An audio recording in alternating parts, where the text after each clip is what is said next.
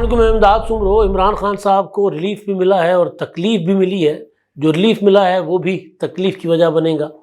عمران خان صاحب کو جو چند سال کی سزا ہو سکتی تھی، اب وہ عمر قید تک بدل سکتی ہے، اور اگلے 1 مہینے کے بعد عمران خان صاحب کم از کم 10 سال یا 14 سال کے لیے جیل جا سکتے ہیں۔ نومبر اگر کل ملا کر بات کریں تو عمران خان صاحب کے لیے انتہائی خطرناک مہینہ ہوگا، اور ویسے بھی نومبر ہی عمران خان صاحب کے لیے سب سے زیادہ خطرناک مہینہ ثابت ہوا تھا۔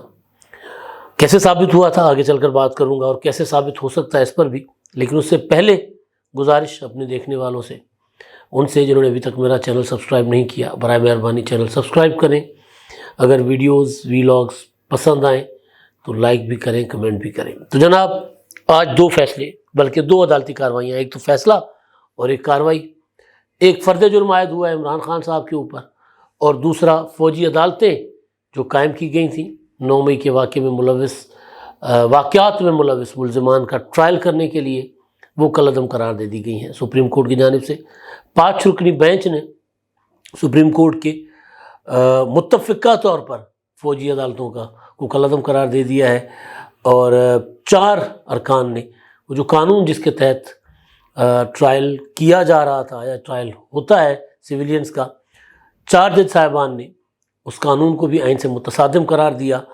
ایک جج صاحب نے اس پر اپنی رائے محفوظ رکھی۔ اب بظاہر یہ عمران خان صاحب کے لیے ایک بہت بڑا ریلیف ہے، کیونکہ P T I, Imran Khan صاحب، پھر جواد خواجہ صاحب سابق چیف جسٹس، اس کے علاوہ پھر جن کا فوجی ٹرائل ہو رہا تھا، حسان نیازی، وہ عدالت میں تھے، انہوں نے سپریم کورٹ میں پٹیشنز دائر کی ہوئی تھیں۔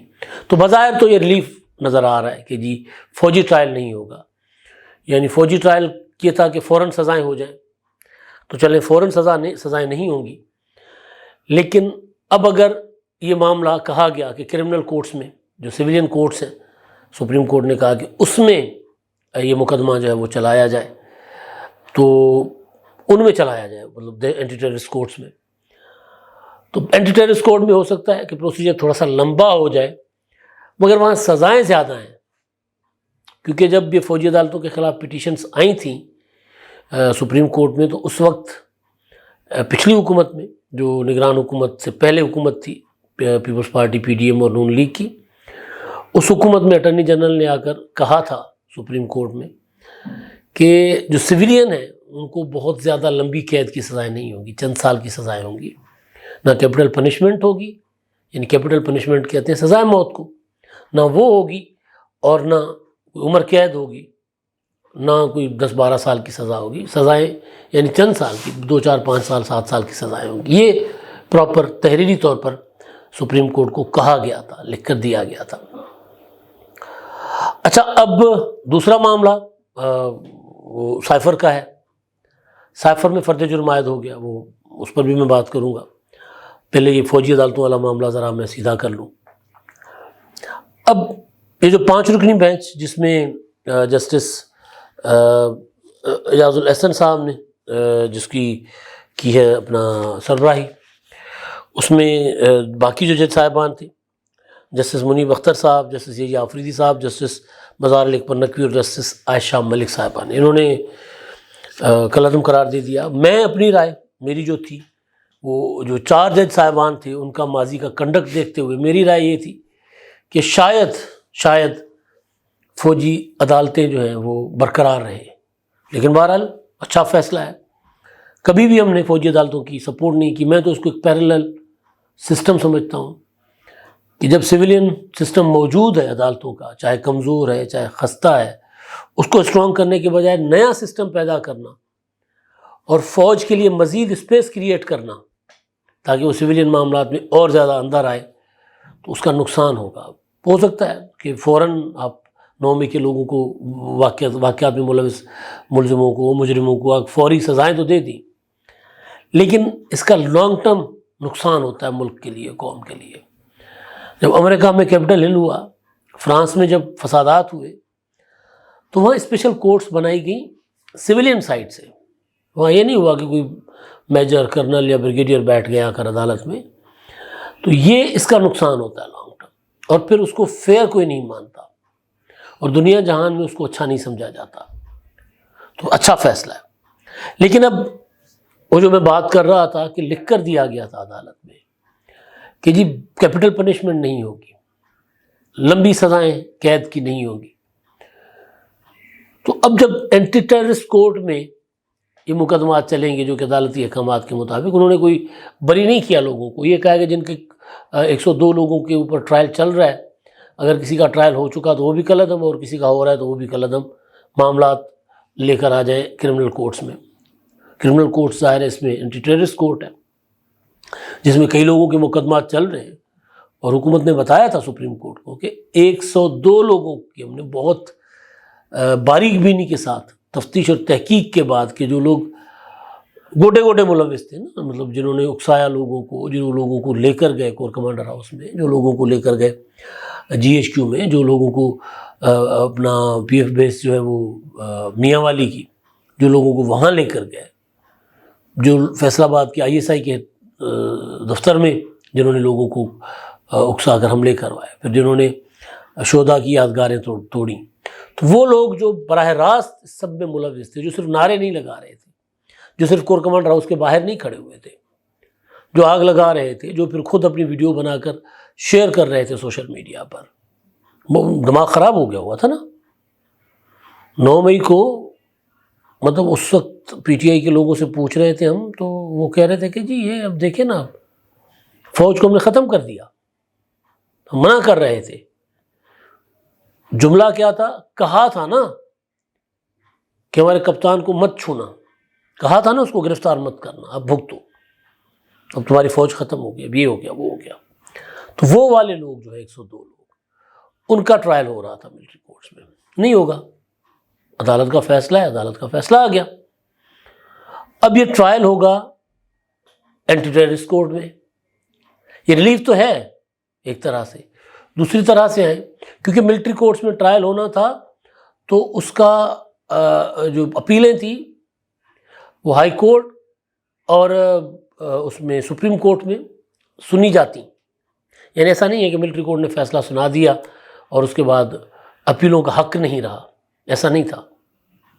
لیکن اب اینٹی ٹیررسٹ کورٹ میں مقدمہ چلے گا، وہاں پر بھی وہی ہے، اپیل کا رائٹ ہے سپریم کورٹ میں، ہائی کورٹ میں بھی اور سپریم کورٹ میں بھی.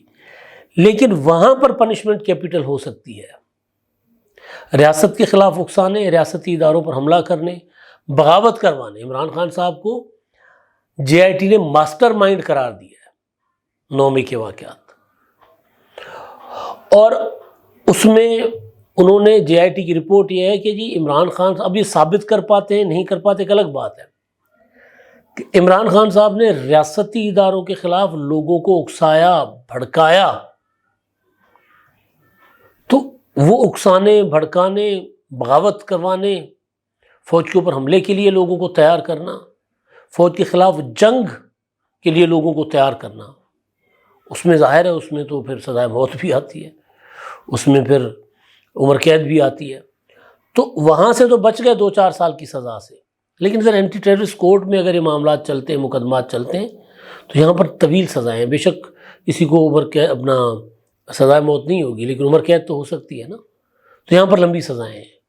تو ریلیف ایک طرح سے سپریم کورٹ کا فیصلہ بہت اچھا ہے. اس فیصلے کو نے پاکستان کے سویلین سسٹم کو ریلیف دیا ہے. عمران خان کو نہیں ملا ریلیف. عمران خان صاحب کے لیے زیادہ مسائل بنیں گے، PTI کے لیے زیادہ مسائل بنیں گے. اب یہ سارے کے سارے اینٹی ٹیررسٹ کورٹ میں آئیں گے، اور وہاں پر وہ جو باریک بینی کے ساتھ تفتیش اور تحقیق ہوئی ہے وہ وہاں پر رکھی جائے گی. تو جب وہ وہاں پر رکھی جائے گی تو ثابت کرنا تو پروسیکیوشن کا کام ہے. اگر وہ ثابت کرتے ہیں تو کافی ساری لمبی چوڑی سزائیں ہوں گی. سائفر جج ابو الاسناد اسپیشل کورٹ کے ابو الاسناد ذوالقرنین صاحب، آج انہوں نے عمران خان اور شاہ محمود قریشی جو ان کے نائب ہیں، ان کے خلاف سائفر آفیشیل سیکرٹ ایکٹ کے تحت بننے والی عدالت، تو سائفر کے معاملے پر جو مقدمہ چل رہا ہے اس میں فرد جرم عائد کرنا تھا آج عمران خان صاحب کے اوپر. تو فرد جرم عائد ہو گیا. عمران خان صاحب نے بڑی کوشش کی. آج بلکہ پی ٹی آئی نے فیصلہ کیا ہے کہ ہائی کورٹ میں چیلنج کریں گے فرد جرم عائد ہونے کی کارروائی کو۔ انہوں نے بڑی کوشش کی تھی پی ٹی آئی نے، عمران خان صاحب نے، کہ کسی طرح فرد جرم عائد نہ ہو، انہوں نے بڑی روکنے کی کوشش کی۔ فرد جرم جو ہے نا عمران خان صاحب کے لیے کی زندگی کا سب سے بڑا وبال بنا ہے۔ یہی فرد جرم تھا نا توشہ خانہ کا، جو عمران خان صاحب پر عائد ہونا تھا۔ عمران خان صاحب نے اس سے بچنے کے لیے 14-15 مارچ کر لیا نا، پھر 14-15 مارچ سے نکلتا ہے 9 مئی۔ لوگوں نے دیکھا، عمران خان صاحب نے دیکھا کہ اگر میں پولیس کی اینٹ سے اینٹ بجا سکتا ہوں، پولیس کی گاڑیاں جلا سکتا ہوں، پولیس کی گاڑیاں نہر میں پھینک سکتا ہوں، اپنے گھر سے پولیس کے اوپر پیٹرول بم پھینکوا سکتا ہوں، تو یہ فوج کیا چیز ہے، میں فوج کو بھی کر لوں گا۔ وہی عمران خان صاحب اور ان کے پی ٹی آئی کے لوگ، وہ جو ڈائی ہارٹ، جو عمران خان کے بغیر پاکستان کا تصور وہ کہتے ہیں ہم نہیں کر سکتے، عمران خان ہے تو پاکستان ہے، عمران خان ہے تو فوج ہے، ورنہ نہیں ہے سب کچھ، وہ لوگ جن کی ذہن سازی عمران خان صاحب نے کی۔ تو فرد جرم سے یہ سارا نکلا۔ 18 مارچ کو فرد جرم عائد ہونا تھا نا، اس سے بچنے کے لیے خان صاحب نے یہ سارے ایڈونچرز کیے تھے۔ اب آج فرد جرم عائد ہو گیا توشہ خانہ سے زیادہ بڑے معاملے میں۔ توشہ خانہ میں تو 3 سال سزا، 5 سال کی نااہلی۔ یہ سائفر والا معاملہ جو ہے، اس میں ایسے ایسے ثبوت پڑے ہوئے ہیں، آڈیو اعظم خان کی اور عمران خان کی، پھر آڈیو لیک جو عمران خان، اسد عمر، شاہ محمود قریشی، اعظم خان، شیریں مزاری یہ بیٹھے ہوئے ہیں، جس میں وہ کہہ رہے ہیں کہ جی اس کے ساتھ اس کو ہم نے کھیلنا ہے، اس کے ساتھ لوگوں کو اسپون فیڈ کرنا ہے ہم نے، اسی میں کہہ رہے ہیں نا۔ تو اچھا، دوسرا اعظم خان جن کی آڈیو عمران خان صاحب کے ساتھ گفتگو کی ہے، جو سازش میں برابر کے شریک ہیں، اب وہ وعدہ معاف گواہ بن گئے، وہ ہیں اور کوئی 28 اور گواہ ہیں، پورا کا پورا واشنگٹن میں پاکستان کے سفیر سے لے کے اور آخری بندہ جو سائفر پہنچاتا ہے اس تک، ایک پوری چین ہے، وہ ساری کی ساری چین عمران خان کے خلاف گواہی دے رہی ہے۔ تو 27 اکتوبر کو گواہوں کے بیانات قلم بند ہوں گے۔ آج فرد جرم عائد ہو گئی۔ فرد جرم میں کہا گیا کہ جناب آپ نے بدنیتی کے ساتھ یہ سارا کچھ کیا ہے، آفیشیل سیکرٹ ایکٹ کی خلاف ورزی آپ نے کی ہے، سائفر ایکٹ کی خلاف ورزی کی ہے، آپ نے ملک کو نقصان پہنچایا ہے، تو کیوں نہ آپ کے خلاف کارروائی کی جائے۔ تو انہوں نے کہا، عمران خان نے اور شاہ محمود قریشی نے فرد جرم، صحت جرم سے انکار کر دیا۔ ظاہر ہے ملزم تو صحت جرم سے انکار ہی کرتا ہے، اگر صحت جرم سے اقرار کر لے صحت جرم کا تو پھر سزا ہو جاتی ہے، پھر تو لمبا مقدمہ چلتا ہی نہیں ہے۔ تو بہرحال تو اب اس میں ہوگا یہ کہ جو آفیشیل سیکرٹ ایکٹ بنا ہے اس کے تحت 1 مہینے کے اندر اندر سزا ہونی ہے۔ ٹرائل شروع ہو گیا آج سے، آج فرد جرم عائد ہوا، ٹرائل شروع ہوتا ہے فرد جرم کے بعد، اب ٹرائل شروع ہو گیا۔ اب 27 کو، پھر 27 کے بعد کوئی نئی تاریخ آئے گی، تو 1 مہینہ مطلب نومبر کے اختتام سے پہلے کوئی پتہ نہیں 28-29 نومبر ہو، کیونکہ 28-29 نومبر 26 نومبر عمران خان صاحب کی زندگی کے بڑے خطرناک دن ہیں۔